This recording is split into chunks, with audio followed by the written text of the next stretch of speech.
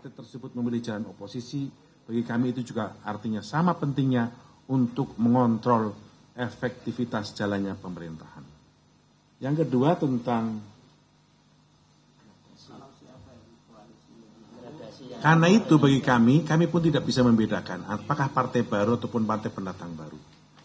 Sama-sama penting bagi kami, semua partai kami menganggap penting. Peran dan tugasnya semuanya sama. Terima kasih. Cukup ya?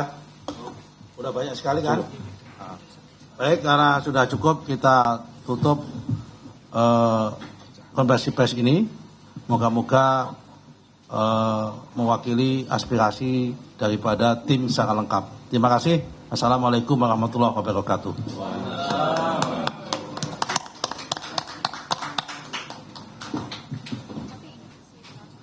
Ya, di tempat lainnya yang Anda saksikan adalah keterangan dari tim kampanye nasional Prabowo Gibran menanggapi putusan Mahkamah Konstitusi. Secara garis besar, mereka meminta agar semua pihak ini menghormati putusan Mahkamah Konstitusi hari ini terkait dengan perselisihan hasil pemilihan umum termasuk Pilpres 2024, Saudara.